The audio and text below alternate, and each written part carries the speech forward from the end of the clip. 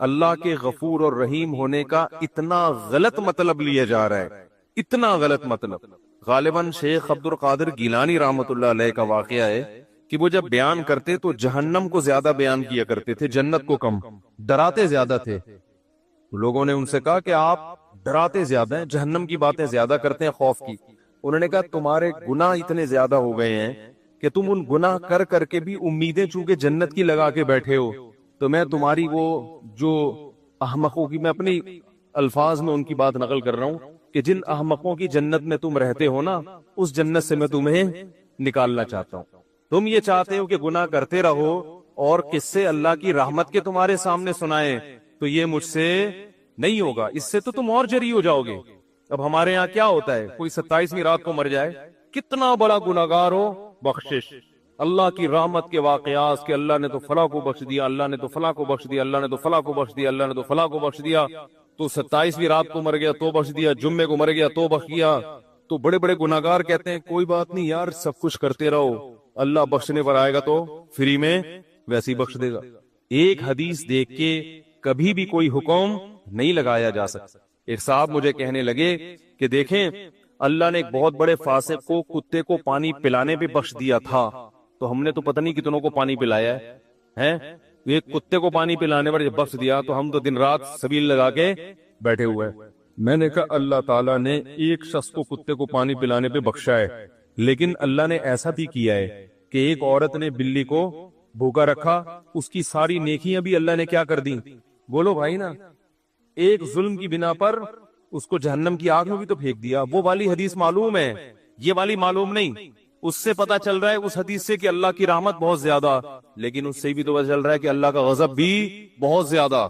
اب میں نے کہا اس حدیث کا ایک صحیح مطلب ہے اور ایک غلط مطلب، سننے کے لیے تیار ہیں؟ بھائی لوگ کہتے ہیں کہ جب ایک کتے کو پانی پلا کے بخشش ہو سکتی ہے تو ہم نے تو پورا یتیم خانہ کھولا ہوا ہے، تو ہم نے اگر زنا کر لیا، چوری کر لی، نمازیں چھوڑ دی، داڑھی نہیں رکھی، ہم نے اگر ماں باپ کا کبھی دل دکھا دیا تو ہمارا کیا؟ ہم نے تو ایک کتا نہیں، ہم نے تو انسانوں کو روزانہ پانی نہیں بلکہ صبح و شام دسترخوان لگاتے ہیں۔ یار سوال ہی سمجھ میں نہیں آ رہا تو جواب کہاں سے سمجھ میں آئے گا؟ آ رہا ہے سوال سمجھ میں؟ تو زور سے بول دیں جی آ رہا ہے۔ تو یہ غلط فہمی ہے، حدیث کا مطلب نہیں سمجھے آپ۔ اس حدیث کا ایک غلط مطلب ہے اور ایک صحیح مطلب، وہ میں بتاتا ہوں۔ غلط مطلب یہ ہے جو ہم اور آپ سمجھ رہے ہیں کہ یار جب ایک کتے کو پانی پلانے پر پوری زندگی کے گناہ معاف ہو سکتے ہیں تو عیدی سینٹر کھولنے پر تو پکی پکی بخشش ہے، یہ غلط مطلب ہے۔ صحیح مطلب اس حدیث کا یہ ہے کہ دیکھیں انسان جو گناہوں سے بچتا ہے، شریعت چاہتی ہے کہ یہ بچا رہے، یہ سوچ کے گناہ نہ کرے کہ میری زندگی میں تو نیکیاں ہی نیکیاں ہیں، میں نے ایک گناہ کر لیا تو کیا ہو گیا۔ تو اس شخص کو گناہ سے بچانے کے لیے اللہ کے نبی نے بلی کا واقعہ سنایا کہ دیکھو ساری زندگی کی نیکیاں بسا اوقات ایک ظلم کی وجہ سے بھی ضائع ہو جاتی ہیں۔ نہیں آ رہی بات سمجھ میں؟ اور جو گنہگار ہوتا ہے وہ بسا اوقات یہ کہہ کے نیکی چھوڑ دیتا ہے کہ میرے تو اعمال میں اتنے گناہ ہیں، میں نے اگر ایک نیکی کر لی تو کیا ہو جائے گا۔ تو اللہ اس کو امید دلا رہے نیکی کا موقع چھوڑنا نہیں، بعض دفعہ ایک چھکا بھی انسان کو جتوا دیتا ہے۔ نہیں آ رہی بات؟ تو تجھے کوئی موقع ملے تو ہاتھ سے ضائع نہ ہونے دیں۔ تو مقصد کیا ہے؟ گنہگار کو نیکیوں کے قریب لانا، کہ جب ایک نیکی بخشوانے کا ذریعہ بن سکتی ہے تو زندگی بھر نیکیاں کرتے رہنا بخشوانے کا ذریعہ کیوں نہیں بنے گا۔ اور نیک آدمی کو جو نیکی کی طرف آ گیا ہو اس کو بتایا جا رہا ہے کہ جب ایک گناہ تباہی کا ذریعہ بن سکتا ہے تو گناہوں کے انبار لے کے آنا یہ تو بالکل بربادی کا ذریعہ ہے۔ تم تو ایک بلی کو بھوکا مار کے جب جہنم میں جا سکتے ہو تو انسانوں کے منہ سے نوالا چھیننا اور اللہ کے حقوق ضائع کرنا، اس سے کتنا اللہ کا غضب آتا ہوگا۔ ہم الٹا کر رہے ہیں، ہم کیا کر رہے ہیں؟ ہم کہہ رہے ہیں کہ جب ایک نیکی انسان کو بخش سکتی ہے تو میں نے تو پتہ نہیں کتنی نیکیاں کی ہوئی ہیں، مجھے مزید نیکی کی ضرورت نہیں ہے۔ اور جب ایک گناہ انسان کو برباد کر سکتا ہے تو یہ نہیں سوچ رہے کہ میری زندگی میں تو بہت سارے گناہ ہیں۔ یہ والی حدیث اس موقع پر یہ دوسرے کے لیے ڈالی ہوئی ہے، تو یہ حدیث کی الٹی تشریح ہے۔ اب آپ کہہ سکتے ہیں کہ میرے پاس اس کی کیا دلیل ہے کہ یہ والی تشریح جو میں نے کی یہ صحیح ہے اور دوسری والی تشریح غلط ہے؟ ارے کیا ہو گیا بھائی، مطلب تو دونوں نکل سکتے ہیں نا۔ بھائی فی نفسی ہی حدیث میں تو دونوں مطلب نکل سکتے ہیں کہ بھائی بسا اوقات ایک گناہ انسان کو بخشنے کے لیے، ایک نیکی بخشنے کے لیے کافی ہو جاتی ہے، تو جس نے بہت ساری نیکیاں کی ہوئی ہیں وہ تو گیا جنت میں، تو دو چار گناہ تو اس کا کچھ بھی نہیں بگاڑ سکتے۔ یہ غلط مطلب ہے، اس لیے غلط مطلب ہے کہ ایک دو حدیثوں سے کبھی اصول اور ضابطہ نہیں بنتا۔ اصول اور ضابطہ کس سے بنتا ہے؟ کثرت سے جس بارے میں حدیثیں اور قرآن کی آیتیں ہیں۔ قرآن بار بار بیان کر رہا ہے ان الذین آمنوا وعملوا الصالحات، نیک اعمال کرو گے، ایمان لاؤ گے، نیک اعمال کرو گے تو بخشش ہوگی پوری زندگی۔ الا من تاب وآمن وعمل عملا صالحا، جو توبہ کرے، ایمان لائے اور آئندہ پوری زندگی کے لیے اعمال کو درست کر لے، فاولئک یبدل اللہ سیئات حسنات، یہ وہ لوگ ہیں جو کامیاب ہوں گے۔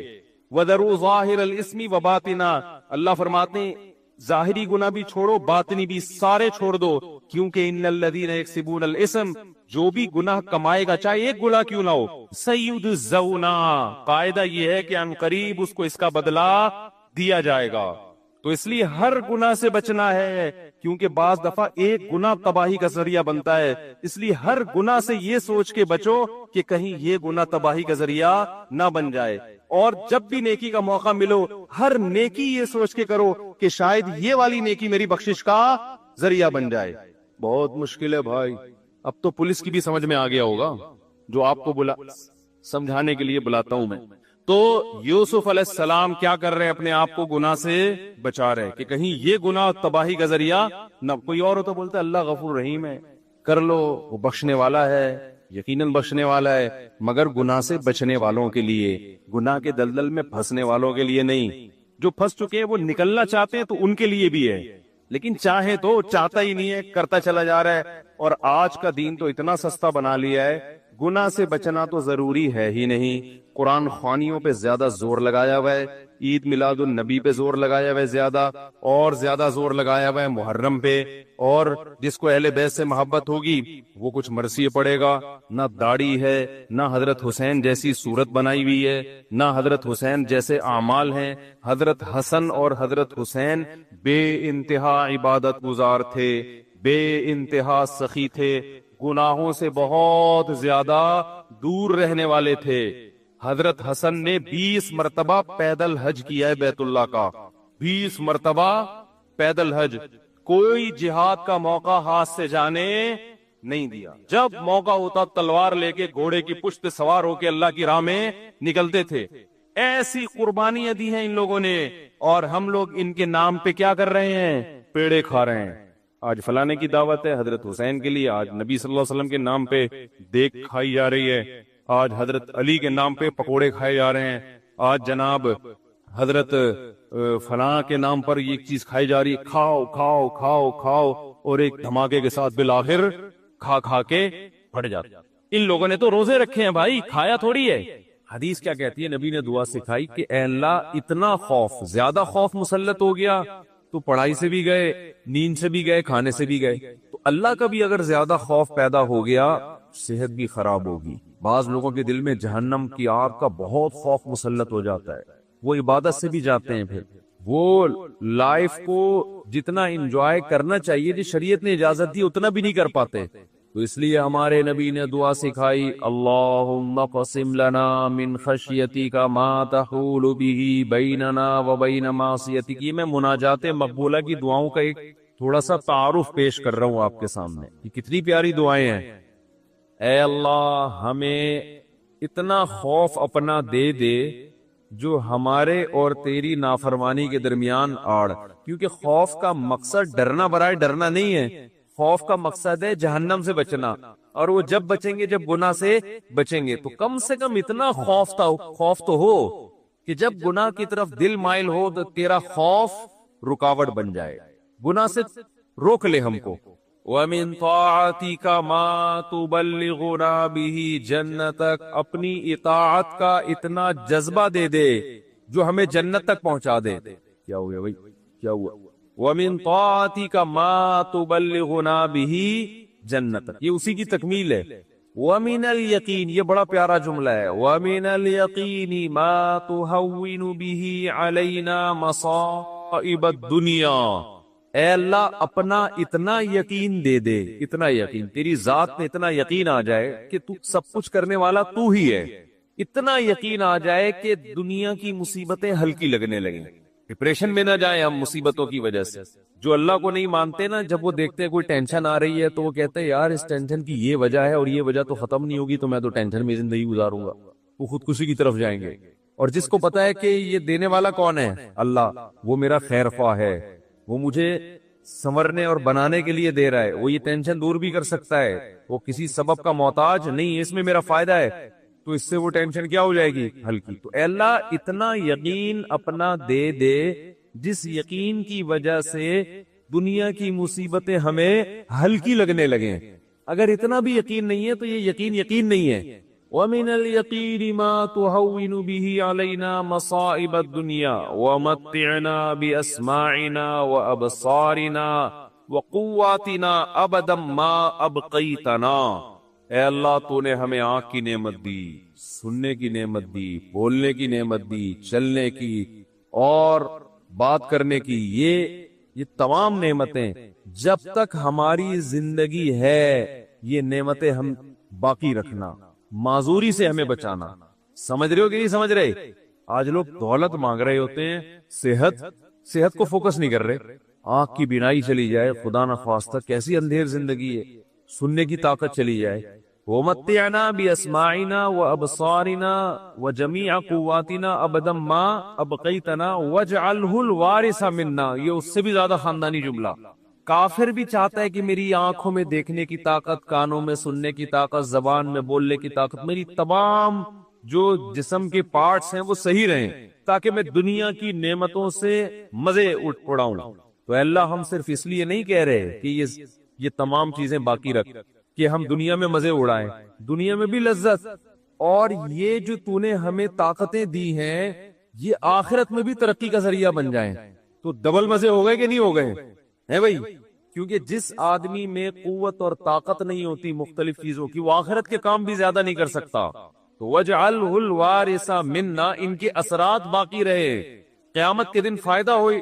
ان آنکھوں سے ہمیں، ان کان سے اچھی بات سنی تھی اور ہدایت مل گئی، تو یہ فائدہ ہو گیا نا اس کان کا آخرت میں۔ آنکھوں سے اچھی چیز دیکھی اور ہدایت مل گئی، اللہ کی نشانیاں دیکھی اور عبرت حاصل ہوئی ان آنکھوں سے، ماں باپ کی زیارت کی، بیت اللہ حج، اللہ کے گھر کی زیارت کی، تو یہ آنکھوں کی لذت بھی ہے، اور اس لذت سے دنیا کا فائدہ بھی اور آخرت کا فائدہ بھی۔ وَاجْعَلْهُ الْوَارِثَ مِنَّا وَاجْعَلْ ثَأْرَنَا عَلَى مَنْ ظَلَمَنَا وَانصُرْنَا عَلَى مَنْ وَانصُرْنَا عَلَى مَنْ وَاجْعَلْ ثَأْرَنَا عَلَى مَنْ ظَلَمَنَا وَانصُرْنَا عَلَى مَنْ عَادَانَا۔ جو ہم سے دشمنی کرے اے اللہ تو اس کے خلاف ہماری مدد کر۔ دنیا میں بہت سارے دشمن ہیں، کچھ کو آپ جانتے ہیں، بہت سو کو نہیں جانتے۔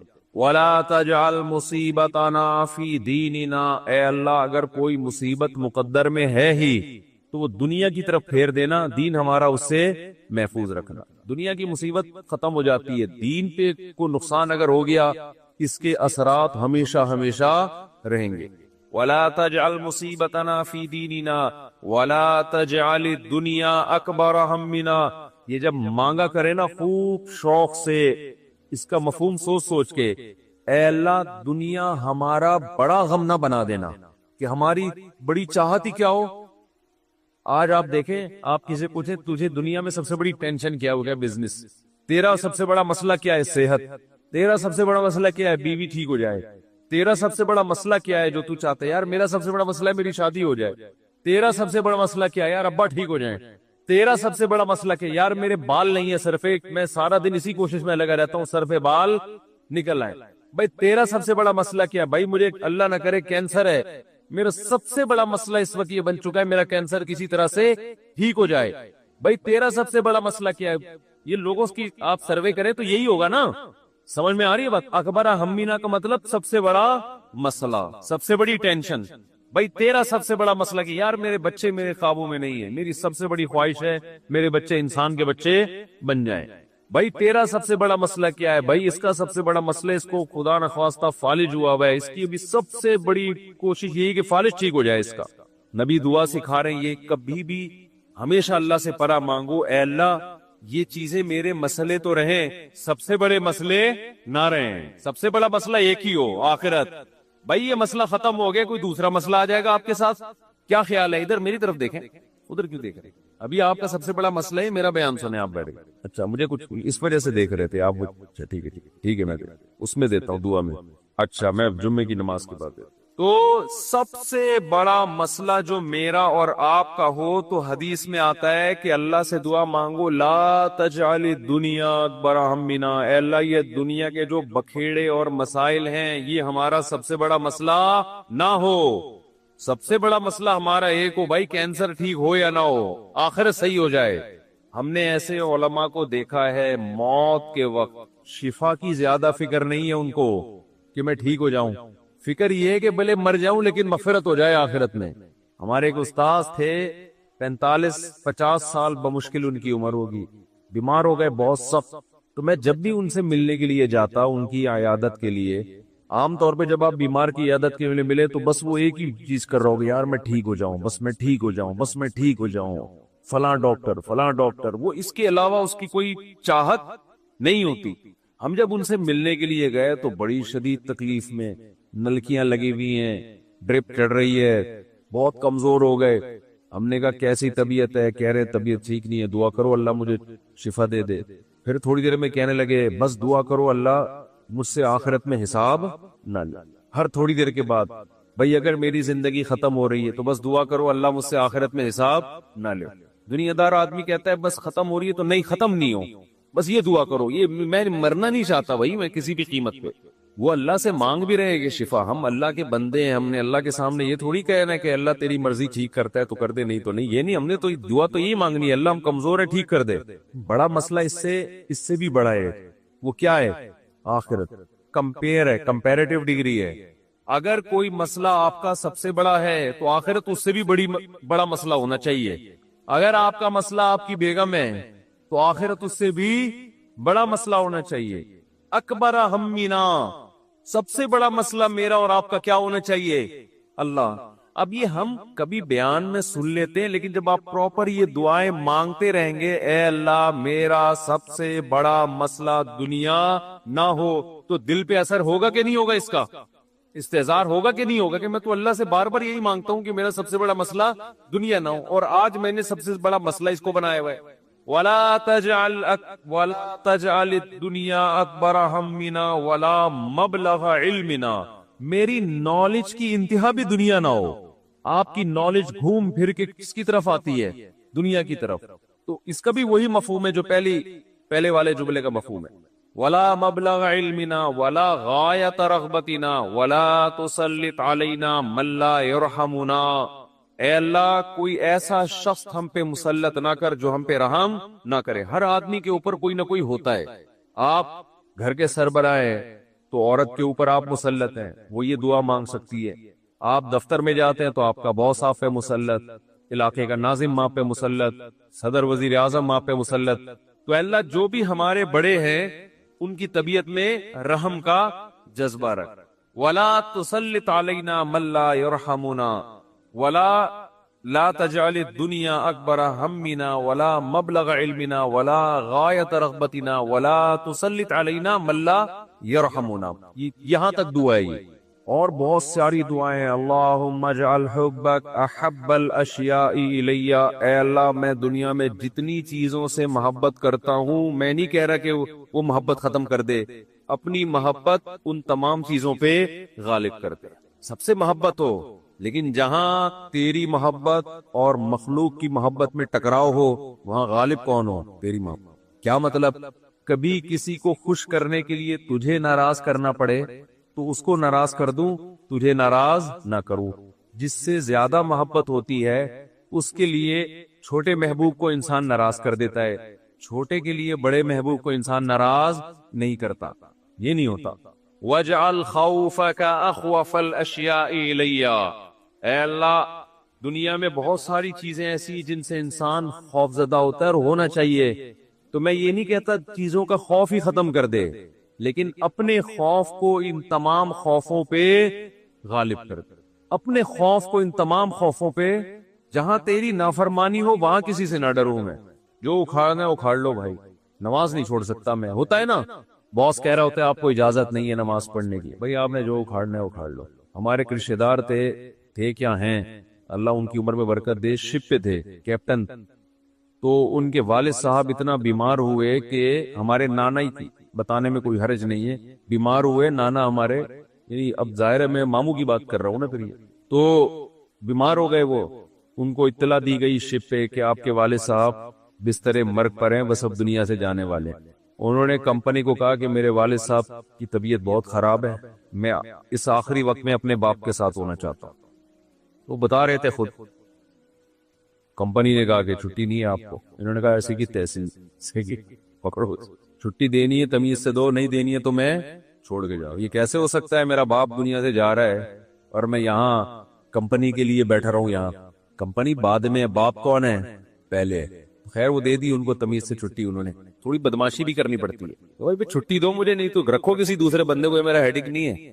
غیرت ختم نا، مارکیٹ میں غیرت ہی نہیں ہے. تو باپ ماں یہ رشتے ایسے تھوڑی ہے کہ آپ کمپنی باس چھٹی دے دیں گے تو چلا جاؤں گا، نہیں تو سر میں مجبور ہوں. بھائی تمہارے باپ کو بھی چھٹی دینی پڑے گی. تو ایسے ہی نماز کے لیے بھی ہمارے حضرت ایک واقعہ سنایا کرتے تھے، بس یہ واقعہ کر کے بیان ختم کرتا ہوں کہ ایک صاحب کو اسلام آباد میں کسی کمپنی میں جاب ملی. تو کمپنی نے ان کو انٹرویو کے دوران بتا دیا کہ آپ کو نماز پڑھنے کی اجازت نہیں ہو. اس نے کہا میں یہ جاب، حالانکہ سارے انٹرویوز پورے ہو گئے تھے، سلیکشن ہو چکا تھا ان کو، لیکن آخری میں ان کو یہ بتا دیا. انہوں نے کہا میں نہیں کرتا یہ جاب. اچھی خاصی تنخواہ تھی. تو اس نے کہا کہ کیا آپ پکے نمازی ہیں؟ اس نے کہا نہیں میں تو نماز نہیں پڑھتا. تو جب آپ ویسے ہی نہیں پڑھتے ہیں بھائی تو پھر آپ کو کیا مسئلہ ہے؟ اس نے کہا میں ویسے ہی نہیں پڑھتا، سست ہوں، کاہل ہوں، تمہارے مشورے پہ میں نماز چھوڑ دوں یار، کمپنی کے کہنے پہ میں چھوڑ دوں؟ خدا کہے گا نا کہ تیرا دل اپنا ہی نہیں چاہتا تھا، ہے بھائی تیرا اپنا دل نہیں چاہتا تھا، تو نالائق تھا، لیکن اب کمپنی اور خدا کا مقابلہ ہو رہا ہے تو اس کو تو نے خدا بنا لیا ہے. یعنی ہم اتنا پروٹوکول تھوڑی کمپنی کو دیں گے، باس کو دیں گے کہ تو کہہ دے نماز چھوڑ دو، تو ہمارا باپ ہے جو تو کہہ دے یہ کام تو ہم باپ کے کہنے پہ ہی. اگر آپ کا نماز پڑھنے کا موڈ ہوا اور ابا کہہ رہے نہیں پڑھو، ایسے موقع پہ آدمی کہتے ہیں ابا میرا اپنا آج تو میرا موڈ بن گیا، میں کیسے چھوڑ دوں نماز. تو یہاں تو ابا کو آدمی لفٹ نہیں کراتا میرے بھائی، جو کرنے والے ہوتے ہیں. باس کو اتنا باپ کیوں بنا لیں گے ہم؟ تو باس کی چمچا گیری اتنی کیا کرو جتنی قیامت میں افورڈ کر سکو. یہ بھی انسان ہے، اتنا زیادہ فری نہیں کرایا کرو.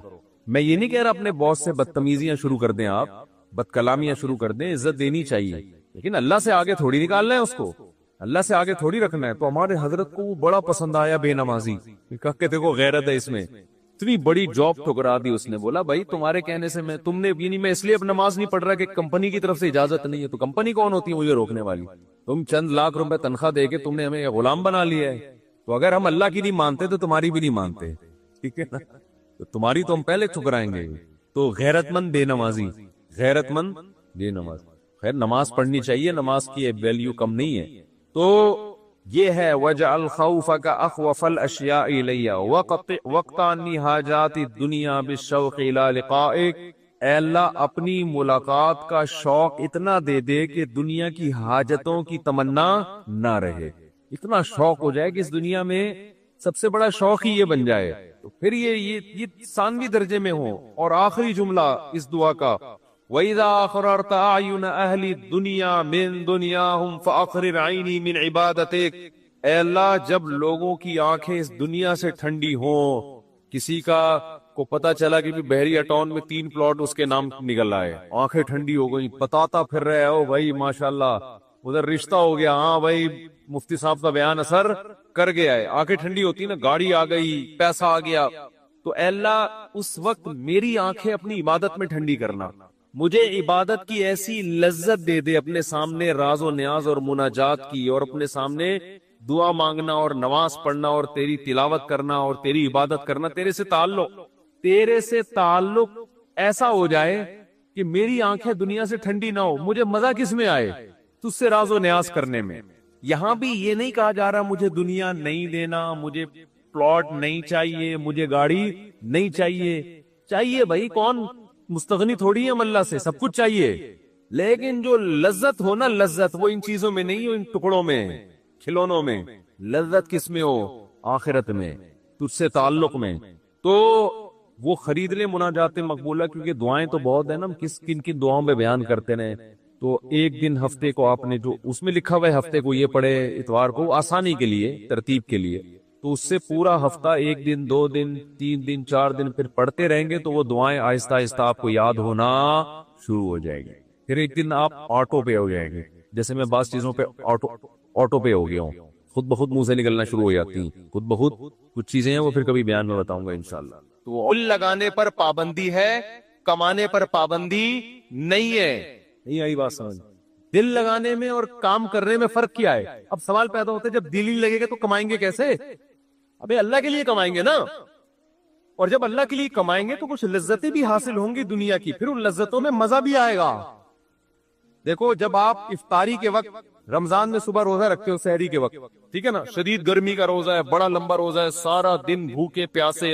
کیوں؟ اللہ نے پابندی لگائی ہے، نہ پانی پینا ہے نہ کھانا کھانا، برداشت کی اللہ کے لیے. پھر جب سورج غروب ہونے کا وقت آتا ہے، اب اللہ کہہ رہے میری عبادت اگر کرتے ہو تو کیا کرو؟ اب نہیں کھاؤ کیا؟ اپنی خواہشات قربان کرو، یہ بولتا ہے اللہ. اب اللہ کہتا ہے اب جو دیر کرے گا وہ گناہگار ہوگا، اب کھاؤ. کیا کرو؟ اب ہم کس کو خوش کرنے کے لیے کھاتے ہیں؟ ڈبل مزہ آتا ہے کہ نہیں آتا؟ ایک مزہ یہ آتا ہے کہ پکوڑوں کا مزہ آ رہا ہے، سموسوں کا مزہ آ رہا ہے. دوسرا، اس سے اللہ خوش بھی ہو رہا ہے. اس سے اللہ کیا ہو رہا ہے؟ تو دنیا کا مزے کا مزہ اور اللہ کی عبادت کی عبادت. کیسی پیاری دعا ہے جو نبی پڑھا کرتے تھے روزہ افطار کرنے کے بعد: ذهب الظما وابتلت العروق وثبت الاجر انشاءاللہ. پیاس بھی چلی گئی اور رگیں تر ہو گئی. یہ تو دنیا کا مزہ، اور آخرت کا مزہ کیا؟ اس روزے کا اجر ہمارے اعمال میں اللہ نے لکھ لیا، یہ آخرت میں ملے گا ہمیں. اس کی ایک الگ خوشی ہوتی ہے. تو میرے بھائی، آپ کو اسلام ترقی سے منع نہیں کرتا، دنیا سے دل لگانے سے منع کرتا ہے. دل کس سے لگاؤ؟ اللہ سے. لہذا اللہ کے لیے کسی سے لگانا پڑے تو لگاؤ. اللہ اگر منع کر رہے لگانے سے تو یعنی دل تو دنیا سے بھی لگے گا مگر اتنا لگے گا جتنی اللہ اجازت دے رہے اور جس سے اجازت دے رہے. سمجھ میں نہیں آ رہی بات؟ اللہ کہہ رہا ہے بیگم سے بھی محبت کرو، اولاد سے بھی اور ماں باپ سے بھی. زیادہ کس سے کرو؟ ان تینوں میں زیادہ کس سے کرو بھائی؟ ماں باپ سے بھی، بیگم سے بھی اور اولاد سے بھی. تینوں میں زیادہ کس سے کرنی ہے؟ پہلی بات تو اللہ سے ہم پرمیشن لیتے ہیں ان سے محبت کرنی ہے نہیں کرنی. اللہ نے کہا کرنی ہے، میری طرف سے کیا ہے؟ تو ہم چونکہ اللہ کے غلام ہیں تو اللہ آرڈر دے رہا ہے، تو اللہ تو نے آرڈر دیا تو ہم کریں گے، ٹھیک ہے نا. یہ ہماری محبت کس کے لیے ہو رہی ہے؟ اللہ کے لیے ہو رہی ہے. تو یہ اللہ سے محبت کا حصہ ہے یہ. پھر اللہ کتنی کرنی ہے؟ ان تینوں میں بچوں سے زیادہ کریں، بیگم سے کریں یا ماں باپ سے؟ اللہ کہہ رہے ہیں سب سے اوپر گراف کس کا رہنا چاہیے؟ والدین کا. نہیں آ رہی بات؟ سب سے پہلے کس سے کرنی ہے؟ ابا اماں. نہیں آ رہی بات؟ اے اللہ کتنی کرنی ہے ان سے؟ حالانکہ اس میں دنیاوی مفاد، کیونکہ ابا بڑھاپے میں بہت بوجھ لگتے ہیں. جوانی میں تو نچوڑ لیا ان، اب ریٹائر ہو گئے، اب کھانسنے کے لیے رہ گئے وہ گھر میں. ان کی دوائیاں ہیں، ان کے مسائل ہیں، پھر وہ بڑھاپے میں دماغ چڑچڑا ہوتا ہے، پوچھ رہے کہاں جا رہا ہے کہاں سے آ رہا ہے، تو اچھے ہی نہیں لگ رہے. یار یہ کیا ہے یار، میں اپنی لائف کو انجوائے کرنے دو ابا. تو ابا پھر اپنے ابا کے واقعات سنا رہے ہوتے ہیں، بیٹا ہم تو اپنے ابا کے پاؤں بھی دباتے تھے. ابا وہ پرانا زمانہ تھا، ونس اپون اے ٹائم. ابا کو سمجھا رہے ہو. تو اللہ میاں نے کہا کہ جیسے افطاری میں تمہیں سموسے سے دل بہلانے کی اجازت ہے، سموسا اچھا لگ رہا ہے، میری طرف سے کوئی پابندی نہیں ہے، لگے کھاؤ لو. تو اللہ میاں نے کہا کہ کچھ چیزیں ایسی ہیں جو تمہیں اچھی لگیں تو میں نے کوئی پابندی نہیں لگائی، جتنی لگ رہی ہیں اور زیادہ اچھی لگنا شروع ہو جائیں، بشرطے کہ اللہ سے آگے نہ نکالو ان کو. لیکن جب ان کا آپس میں کمپیئر ہوگا، تقابل ہوگا، تو سب سے زیادہ محبت ابا اور اماں، ان کی ناراض نہیں کرنا ہے، ان کے پاؤں میں جنت تلاش کرنی ہے. ایک موٹیویشن اسپیکرز ہیں، وہ بیان میں شارٹ کلپ میں کہہ رہے تھے کہ جو ماں کے قدموں تلے جنت ہے تو یہ ہر ماں کے قدموں میں نہیں ہے. بعض لوگ بات ایسی کرتے ہیں کہ وہ علم صحیح نہیں ہوتا، جس کی وجہ سے معاشرہ غلط سمت میں جانا شروع کر دیتا ہے. میرا مقصد ان کا مذاق اڑانا نہیں ہے، لیکن یہ بات چونکہ اس سے نوجوان غلط گائیڈ ہو رہے ہیں، اس لیے میں نے کہا اس کی وضاحت کروں گا. موقع آ گیا تو وضاحت کرنے کا موقع مل رہا ہے. پھر انہوں نے محترم نے مثال دی کہ جو ابو لہب کی بیوی تھی، جس کے بارے میں قرآن میں آتا ہے اس کے گلے میں رسی تھی اور پھندا لگا اور مر گئی. بڑی کافر عورت تھی نا، تو وہ کافر عورت تھی تو وہ بھی تو کسی بچے کی ماں ہوگی، تو کیا اس کے بھی قدموں میں جنت ہے؟ تو یعنی وہ بتا رہے تھے کہ ہر ماں کے قدموں میں جنت نہیں ہوتی بھائی، ماؤں کی بھی دو قسمیں ہوتی ہیں، کچھ اچھی ہوتی ہیں کچھ بری ہوتی ہیں. یہ غلط گائیڈنس ہو رہی ہے. ہر ماں کے قدموں تلے جنت ہے، چاہے وہ کافر بھی ہو. بات یہ کہ وہ ماں کے قدموں میں ماں کے لیے جنت نہیں ہے، کس کے لیے جنت ہے؟ اولاد کے لیے جنت۔ میں اگر وہاں موجود ہوتا نا ورک شاپ میں تو میں کہتا ایکسکیوز می سر، ایک بات آپ سے کرنی ہے کہ ابو لہب کی بیوی اگرچہ جہنم میں جائے گی لیکن اس کے بچوں کے لیے اس کے قدموں میں اللہ نے جنت رکھی ہے۔ قرآن کہتا ہے وَإِن جَاهَدَاكَ عَلَىٰ أَن تُشْرِكَ بِي، کہ اگر تمہارے ماں باپ اتنے بڑے کافر ہیں کہ تمہیں زبردستی شرک پر مجبور بھی کرے، ان کی بات نہیں ماننی، لیکن صاحبہما فی الدنیا معروفا، پھر بھی ان کے قدموں میں تم نے جنت تلاش کرنی، دنیا میں اچھا سلوک کرنا ہے، یہی تو مطلب ہے قدموں میں جنت کا۔ تو آج کل اولادیں ویسے ہی ماں باپ کو نہیں پوچھ رہی ہیں، اس طرح کی تقریریں آئیں گی تو پھر اپنے ابا اماں میں عیب تلاش کریں گے۔ وہ ہر بچے جا کے دیکھا یار میری اماں تو یہ بھی کام غلط ہے، میری اماں کا تو یہ بھی حرکت ٹھیک نہیں ہے، تو اس کا مطلب میری اماں خود ہی جنتی نہیں ہے، تو اس کے پاؤں میں کہاں سے جنت آ گئی؟ اور بھائی آپ کو ابا اماں کے فالٹ نکالنے کی اجازت نہیں ہے۔ اللہ نے ابو لہب کی بیوی کو برا کہا، اللہ ہے، اللہ کو حق ہے کہ کسی کو برا کہے، کسی کو جہنم میں بھیجے۔ ابو جہل کی بیوی یا ابو لہب کی بیوی کی جو اولاد تھی اس کو شریعت نے یہی پابند کیا کہ تم نے اپنے ماں باپ کے احسانات کا بدلہ دینے کی کوشش کرنا ہے اور تم نے ان کے ساتھ اچھا سلوک کرنا ہے۔ نہیں آ رہی میرا خیال بات سمجھ میں؟ آپ کو تو حکم ہے کہ آپ کے ابا اچھے ہیں برے ہیں، بھائی آپ کو اچھا سلوک کرنا ہے۔ تو اللہ میاں میں یہ کہہ رہا تھا کہ بس بات ختم کر رہا ہوں، ترقی میں پیچھے جب رہیں گے جب یہ اللہ کے لیے نہ ہو یا آپ کوشش ہی نہ کرو۔ اللہ نے حکم دیا ہے کہ سارے کام کرنے ہیں کس کو راضی کرنے کے لیے؟ اللہ کو۔ اس سے پتہ کیا ہوگا؟ یہ ترقی کی سپیڈ غیر مسلموں سے بھی زیادہ تیز ہو جائے گی، کیونکہ جو کام اللہ کے لیے کیا جاتا ہے نا اس میں جان بہت ہوتی ہے، کیونکہ اس کا اجر کون دے گا؟ اللہ۔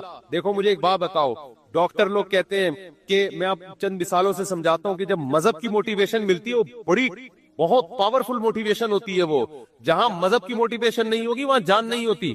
شوگر کے مریض کو ڈاکٹر کہتا ہے اتنے گھنٹے فاسٹنگ کرنی ہے، 100 میں 1 مریض کرتا ہوگا فاسٹنگ، لیکن رمضان آتا ہے اللہ کا حکم ہے پورا مہینہ فاسٹنگ کرنی ہے۔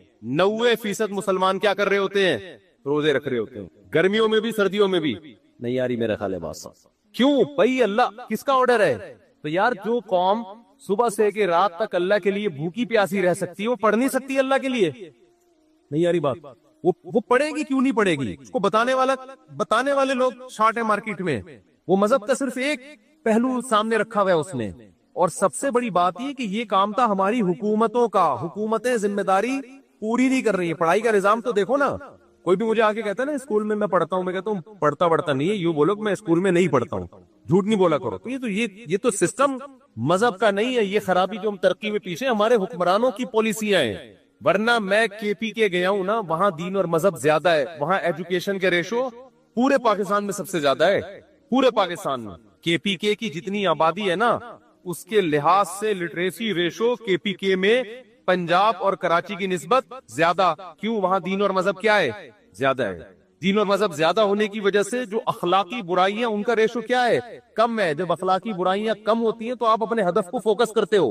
تو اس لیے اللہ آپ کو ترقی سے منع نہیں کر رہا۔ المومن القوی خیر من المومن الضعیف، حدیث میں آتا ہے طاقتور مومن اللہ کو کمزور مومن سے زیادہ محبوب ہے۔ تو طاقت میں جسمانی طاقت بھی ہے، طاقت میں ایجوکیشن کی طاقت بھی ہے، طاقت میں دولت کی طاقت بھی ہے، طاقت میں ٹیکنالوجی کی طاقت بھی ہے، لیکن یہ تمام طاقتیں کس کے لیے ہوں گی؟ اللہ کے لیے ہوں گی۔ جب اللہ کے لیے ہوں گی تو دل اللہ سے لگے گا، ان طاقتوں سے نہیں لگے گا۔ لہذا کسی کو یہ طاقت مل گئی ٹھیک ہے، نہیں ملی تو کیا سوچے گا؟ بھائی میرا مقصد تھا اللہ کو راضی کرنا، وہ کیا ہو گیا ہے؟ پورا ہو، پھر گھر بھی بنا لے، پراپرٹی بھی خرید لے، مرے گا تو کوئی بات نہیں یار، ہم نے تو اللہ کو خوش کرنے کے لیے بچوں کے لیے بنائی تھی، مر گئے تو کیا ہو گیا؟ ابے لوگ کہہ رہے ہوتے ہیں نا بیچارے نے اتنی محنت سے کروڑوں روپے کا گھر بنایا، بیچارے کو رہنا نصیب نہیں ہوا، اتنا کیوں ترس کھا رہے ہو؟ رہ بھی لیتا تو کتنے دن رہ لیتا۔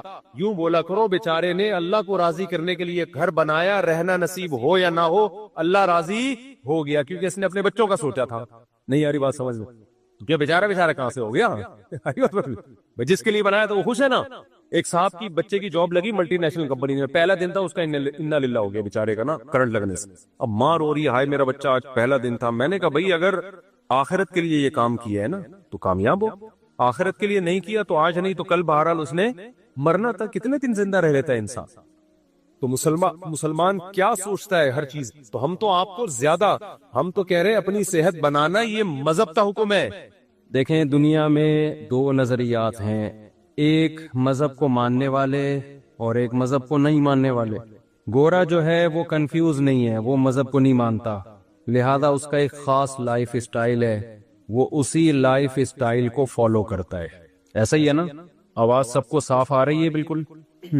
جو مذہب پہ چلنے والے ہیں، علماء ہیں، بزرگان دین ہیں، وہ بھی کنفیوز نہیں ہیں، وہ اللہ کو مانتے ہیں، اللہ کے نبی کو مانتے ہیں، ان کو پتہ ہے یہ اچھا ہے، یہ برا ہے، یہ کرنا ہے، یہ نہیں کرنا، ان کی بھی ایک منزل ہے۔ کبھی برائی ہو جائے تو توبہ کی کوشش کرتے ہیں کہ غلط ہو گیا، اس کو صحیح کرنا ہے۔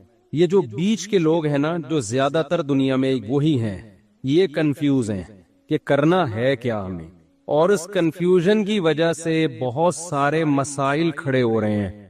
میں اکثر اس کی ایک مثال دیتا ہوں کہ آپ کو گاڑی میں بٹھا دیا گیا اور آپ کو پتہ ہی نہ ہو کہ یہ بس جا کہاں رہی ہے، تو کبھی تو آپ کو خوشی ہوگی کہ شاید اچھی جگہ جا رہی ہو، کچھ دیر میں آپ پہ غم کے اثرات ہوں گے، یار پتہ نہیں کہاں جا رہا ہے۔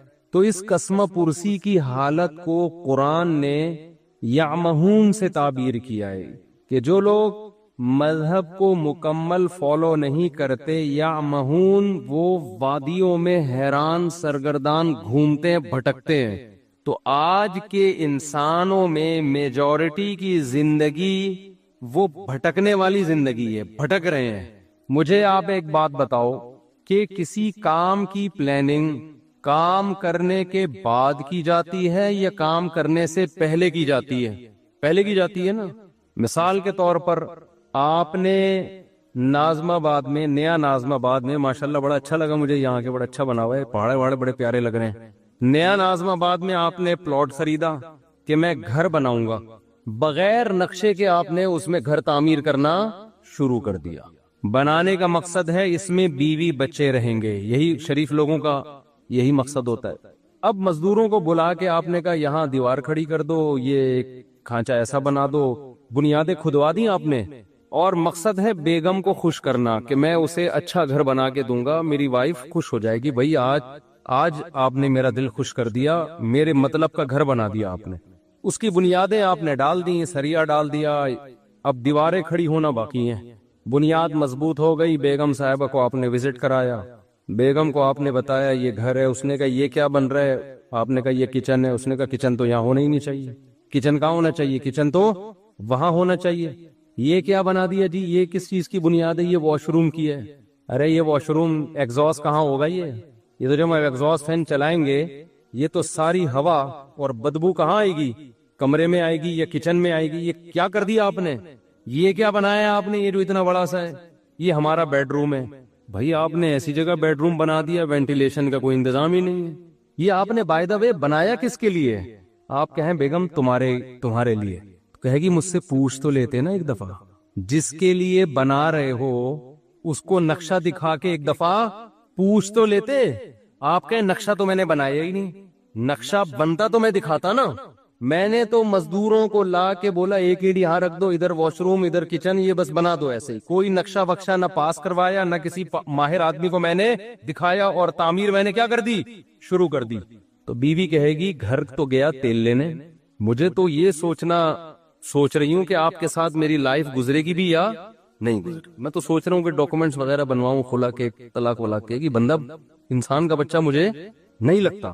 اتنا بڑا کام آپ کر رہے ہو اور بغیر پلاننگ کے، بغیر نقشہ پاس کیے، بغیر کسی ماہر سے مشورہ لیے دیواریں پینڈوؤں کی طرح لا کے رکھنا آپ نے شروع کر دی۔ کسی گاؤں میں تھوڑی کوئی گھر بن رہا ہے، تو نیا ناظم آباد میں بن رہا ہے۔ آپ نے نیا ناظم آباد کا وہ حشر کیا کہ ایسا حشر تو پرانے ناظم آباد کا نہیں ہے، بیڑا ہی غرق کر دیا۔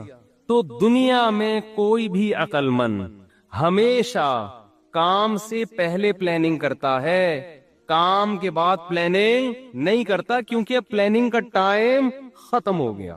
ہماری زندگی ایک عمارت کی طرح ہے، جب ہم پیدا ہوتے ہیں اس میں ہماری مرضی نہیں چلتی، ہمارے بنانے والا ہمیں جب چاہے وہ ہمیں زندگی کی نعمت سے نواز دیتا ہے، اس میں ہماری پلاننگ کا دخل نہیں ہے۔ اگر اللہ ہمیں اختیار دیتا نا کب پیدا ہونا ہے، آپ بتاؤ کب پیدا ہونا چاہتے ہو، تو میں پلاننگ کر کے پیدا ہوتا، میں کہتا میں نبی کے دور میں پیدا ہوں گا اور مدینہ میں، اور تو ایسا ہی ہوتا نا ہم میں سے، کچھ لوگ کہتے ہیں کہ ہم نہیں، شکر ہے یار یہ شور بند ہوا. کچھ لوگ کہتے ہیں کہ ہم نے امریکہ میں پیدا ہونا ہے. میرا خیال ہے 99% لوگ پاکستان میں پیدا ہونے کے لیے پہلے آمادہ. یہ تو ہم پیدا ہو گئے تو بھگت رہے ہیں. یہ تو اللہ کی طرف سے ہمیں اس کے فائدے بھی ہیں. بہت سارے پاکستان میں نہیں پیدا ہوتے تو یہ سٹائل سے بیان تھوڑی کر رہے ہوتے ہم، اور نہ آپ سن رہے ہوتے ہیں. کچھ فائدے بھی ہیں. خیر، پیدا ہم اپنی مرضی سے نہیں. کس نے پیدا کیا؟ اللہ نے. هل اتى على الانسان حين من الدهر لم يكن شيئا مذكورا. اللہ کہتے ہیں بہت طویل عرصہ انسان پر، کروڑوں اربوں سال ایسے گزرے ہیں جب تمہارا کوئی وجود تھا ہی نہیں، کچھ بھی نہیں تھے. ہم نے اپنی قدرت سے تمہیں حیات دی ہے. کوئی ڈاروین کے نظریے کی پیداوار نہیں ہے ہم لوگ کہ بندر سے ترقی کرتے کرتے انسان بن گئے. یہ بکواس ہے، فضول بات ہے. بندر کھربوں سال بعد بھی بندر کا بندر ہی رہے گا. وہ نہیں چینجنگ آئے گی اس میں. ایک لوہا کہیں پڑا ہوا کھربوں سال میں تیر یا کمان بن سکتا ہے؟ وہ تو ایک سیل انسان کیسے بن گیا؟ اور میں ڈاروین مجھے ملا اکیلے میں اس سے کہوں گا کہ ہمارے آباء و اجداد اگر بندر تھے تو دم کہاں گئی ہماری؟ یا تو دم دو یا دم کے پیسے چاہیے ہمیں. چیز تم نے غائب کر دی یار، پوری دم غائب کر دی اور اس کے پیسے بھی نہیں دے رہے. تو ڈاروین نہیں بولا ہے نا یہ دم تھی غائب ہو گئی ہے. تو قرآن کہتا ہے کہ کروڑوں کھربوں سال انسان پر ایسے آئے ہیں کہ وہ قابل تذکرہ چیز نہیں تھا. انا خلقنا، ہم نے بنایا اپنی قدرت سے، اپنے ارادے سے. تو ہمیں پیدا کس نے کیا ہے؟ اللہ نے. اس میں ہماری پلاننگ کا کوئی دخل نہیں ہے. اس کے بعد ہم ماں کی چھاتیوں سے دودھ پیتے ہیں، ہمارے ماں باپ ہمیں پالتے ہیں، پوستے ہیں، بڑا کرتے ہیں. اس میں ہمارے والدین کی پلاننگ کا دخل ہوتا ہے، ہماری اپنی پلاننگ کا دخل نہیں ہوتا. تبھی تو حدیث میں آتا ہے، نبی صلی اللہ علیہ وسلم نے فرمایا کل مولود یولد علی الفطرہ فأبواہ یہودانہ او ینصرانہ او یمجسانہ. ہر بچہ نیچر پہ پیدا ہوتا ہے، اسلام پہ پیدا ہوتا ہے. اس کے والدین پلاننگ کر کے کوئی اس کو یہودی بنا دیتا ہے، کوئی مجوسی بنا دیتا ہے، کوئی عیسائی بنا دیتا ہے، اس کو اس کی نیچر سے ہٹا دیتا ہے. کوئی بچہ ماں باپ کو دیکھ کے شرابی بن جاتا ہے، کوئی چور بن جاتا ہے. نیچر سے ہٹتے ہیں. تو یہ کس کی پلاننگ کی وجہ سے؟ والدین کی پلاننگ کی وجہ سے. تو جب تک آپ بالغ نہیں ہوتے، آپ میں عقل و شعور نہیں پیدا ہوتا، آپ کی پلاننگ آپ کے والدین کر رہے ہوتے ہیں. یہ غلط پلاننگ بھی ہوتی ہے، صحیح پلاننگ بھی ہوتی ہے، اور بعض دفعہ کوئی پلاننگ سرے سے ہوتی نہیں ہے. کہتے ہیں بس پیدا ہو گئے، اب تمہاری مرضی، جو بننا ہے بن جاؤ اپنی ذمہ داری پہ. لیکن بلوغت کے بعد جب انسان کی زندگی کی عمارت کھڑی ہونا شروع ہوتی ہے، نبی صلی اللہ علیہ وسلم نے فرمایا بچے کے پیٹ، ماں کے پیٹ میں جب بچے میں جان ڈالی جاتی ہے تو فرشتہ ماں کے رحم میں، ماں کے پیٹ میں جاتا ہے اور اس کی تقدیر لکھتا ہے کہ یہ کتنے سال، کتنے دن، کتنے مہینے، کتنے ہفتے، کتنے گھنٹے، کتنے منٹ اور کتنے سیکنڈ زندہ رہے گا. سمجھ میں آ رہی ہے بات کہ نہیں آ رہی ہے؟ یہ پلاننگ بھی کس نے کر دی؟ یہ ہماری پلاننگ نہیں. اب میرے اور آپ میں سے ہر شخص کے بارے میں یہ لکھا ہوا ہے. کس نے 96 سال؟ ملکہ الزبتھ کے بارے میں لکھا ہوا تھا 96 سال سے پہلے اس کا انا للہ بولو نہیں ہو. 96 سال میں جائے گی یہ دنیا سے. دنیا کی ایسی حاکم سمجھی جاتی ہے جس نے طویل دور حکومت کا دیکھا. تو اللہ نے اس کی ماں کے پیٹ میں فرشتے کے ذریعے کیا لکھوایا کہ یہ 96 سال، اس کی جو موت ہوگی سن 2022 میں اور سپٹمبر کے مہینے میں فلاں تاریخ فلاں سیکنڈ. مائیکل جیکسن کے بارے میں لکھ دیا تھا کہ ان کے ارادے تو 100 سال سے زیادہ زندہ رہنے کے ہوں گے. یہ جراثیم سے ایسے بچیں گے جیسے ہماری حکومت کرپشن سے بچتی ہے. معذرت کے ساتھ الٹا ہو گیا. یعنی یہ جراثیم سے مائیکل جیکسن نے جتنا زندہ رہنے کی کوشش کی ہے نا، ایڑی چوٹی کا زور لگایا ہے، اتنا زور آج کل دنیا میں کوئی لگا سکتا نہیں ہے، اور نہ کسی کے پاس اتنے وسائل ہوتے ہیں. دیکھو میں اور آپ بھی زندہ رہنے کی کوشش کرتے ہیں. ہم کیا کر لیں گے؟ صبح تھوڑا سا جاگنگ کر لیں گے، کولیسٹرول لیول، لپڈ پروفائل کا ٹیسٹ کروا لیں گے، بھئی اتنا کولیسٹرول ہے، ہارٹ بیٹ تھوڑی چیک کروا لیں گے. اس سے زیادہ تھوڑی کوشش. کھائیں گے تو وہی پراٹھے، वही अंडे पराठे फोड़ेंगे, वही घी चर्बी और वही सब ऊट पटांग चीजें, गुटके, पान, तंबाकू, सिगरेट, मरने लगेंगे, थोड़ा चेकअप कराएंगे डॉक्टर साहब। इससे ज्यादा कोई कोशिश करता है हम में? लेकिन माइकल जैक्सन ने जो कोशिश की थी ना जिंदा रहने की, वो मैं और आप की सोच जहां खत्म होती है ना, माइकल जैक्सन की जिंदा रहने की ख्वाहिश वहां से शुरू होती थी। इंसान के ऑर्गन खराब होने का खतरा होता है ना, किडनी फेल होने का खतरा। उसने क्या किया था, किडनी पहले से बुक कराया हुआ था। मिसाल के तौर पर उनका कोई सत्तार भाई होंगे अंग्रेजों के, फर्ज करो अंग्रेजों के कोई सत्तार भाई होंगे, उसने सत्तार भाई से एग्रीमेंट किया कि अगर मेरा किडनी खराब हुआ तो फौरन आपको अपना किडनी मुझे डोनेट करना है। उसके मंथली इतने पैसे आपके अकाउंट में, लाखों रुपए। किडनी को उसने सेव किया कि अगर मेरा अव्वल तो किडनी खराब नहीं होने दे रहा, गुर्दा खराब नहीं होने दे रहा, लेकिन ये भी कि अगर मेरा गुर्दा खराब हुआ तो ये वसीम की जिम्मेदारी है कि वो अपना गुर्दा मुझे देगा। वसीम भाई भी लाखों रुपए महीने के खा रहे हैं कि इस उम्मीद पे कि इंशाल्लाह इसका गुर्दा खराब होने वाला नहीं है। वो घुन्ने बन के फोड़ रहे हैं। अगर वो सच्ची मुच्ची के वसीम होते ना, हमारे वाले सत्तार भाई, वसीम भाई, ये किरदार है, कैरेक्टर है, कोई वसीम भाई बैठे हो तो पेशगी माजरत, ये तो कैरेक्टर है ना। नॉर्मल नाम तो यही होते हैं ना, सत्तार, वसीम, अदनान, समी, इस तरह के नाम होते हैं लोगों के। तो वो माइकल जैक्सन ने जिंदा रहने की लालच में एड़ी चोटी का जोर लगा लिया। वो हाथों में ग्लव्स पहनता था कि अगर मैं किसी से हैंड शेक करूंगा तो किसी के जर्म मेरे हाथ में मुंतकिल ना हो। हम तो कोरोना में एहतियात नहीं कर रहे थे, बगैर कोरोना के इतनी एहतियात कर रहा था वो। लेकिन उसे ये मालूम नहीं था कि माइकल जैक्सन जब अपनी माँ के पेट में था तो फरिश्ते ने लिख दिया था कि इसका एक बहुत बड़ा प्रोग्राम होने वाला होगा जिसमें इसकी करोड़ों रुपए की अर्निंग होने की उम्मीद होगी, करोड़ों रुपए के टिकट फरोग होंगे। इससे बेहतर प्रोग्राम इसका इससे पहले कभी नहीं हुआ होगा और ये बड़ी उम्मीदों में होगा कि अब मेरा प्रोग्राम आने वाला है, उसके लिए प्रैक्टिस कर रहा होगा, उसके लिए जश्न मनाया जा रहा होगा। और एक दिन ये इसी उम्मीद पे रात को सोएगा। इसकी उम्र होगी 50 साल और सुबह पुलिस भी इसको उठाएगी तो पुलिस से भी ये नहीं उठेगा। जाहिर है, आपको पता है जब पुलिस उठाए और बंदा ना उठे, ये मुमकिन है? ये जब ही मुमकिन है जब बंदा मर चुका हो, वरना पुलिस तो अच्छों को उठा लेती है।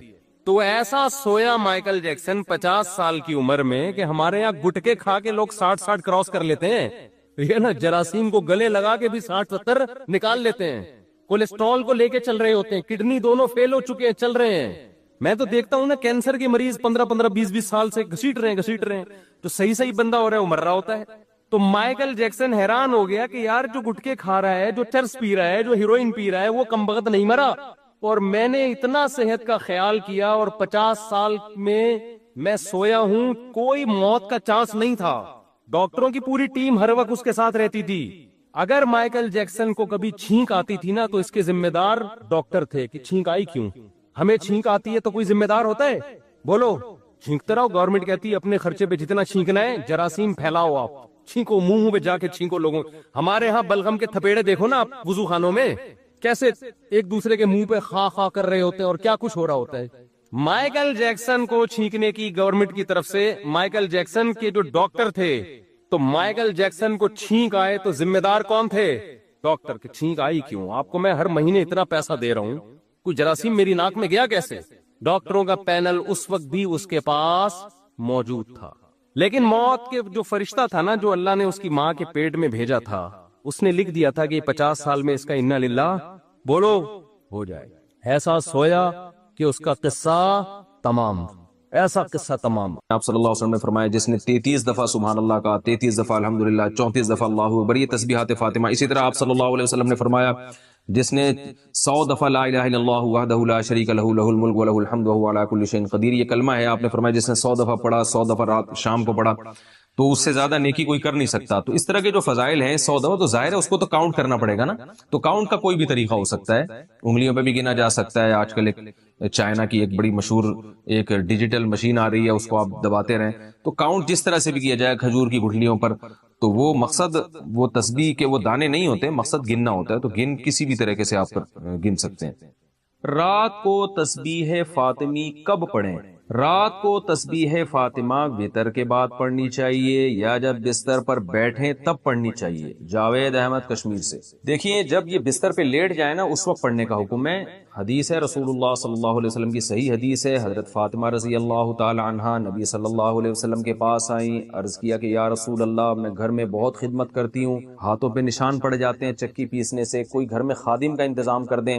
آپ صلی اللہ علیہ وسلم نے فرمایا میں تمہیں ایسا عمل نہ بتاؤں جو خادم سے بہتر ہے؟ فرمایا ضرور بتائیے۔ تو آپ صلی اللہ علیہ وسلم نے فرمایا 33 دفعہ، فرمایا جب تم بستر پہ سونے کے لیے لیٹ جاؤ، حضرت علی سے بھی آپ نے فرمایا، حضرت فاطمہ سے بھی، کہ جب بستر پہ سونے کے لیے لیٹ جاؤ، ایک روایت میں آتا ہے کہ آپ صلی اللہ علیہ وسلم خود حضرت فاطمہ کے گھر گئے اور حضرت علی اور حضرت فاطمہ کے درمیان میں بیٹھ کے آپ نے ان کو نصیحت فرمائی کہ جب تم سونے کے لیے بستر پہ لیٹ جاؤ 33 دفعہ سبحان اللہ، 33 دفعہ الحمدللہ اور 34 دفعہ اللہ اکبر پڑھو۔ یہی تسبیحات پڑھنے کا حکم ہر نماز کے بعد بھی ہے اور رات جب ہم سونے کے لیے لیٹ جائیں تو اس وقت بھی ہے۔ تو یہ وتر کے بعد نہیں پڑھے جائیں گے بلکہ جب آپ بستر پہ سونے کے لیے لیٹ جائیں تو اس وقت پڑھی جائے گی یہ تسبیح۔ اور اس کی یہ فضیلت ہے کہ آپ صلی اللہ علیہ وسلم نے اپنے داماد اور اپنی بیٹی کو یہ تسبیحات بتائیں، اور فضیلت یہ بتائی کہ یہ گھر میں خادم سے بہتر ہے۔ یعنی خادم سے تمہیں وہ کچھ حاصل نہیں ہوگا جو تمہیں ان تسبیحات پڑھنے سے قیامت میں جو اجر ملے گا، تو اس اجر کو دیکھ کر تم یہ کہو گے کہ ہم نے دنیا مصیبت میں گزار دی،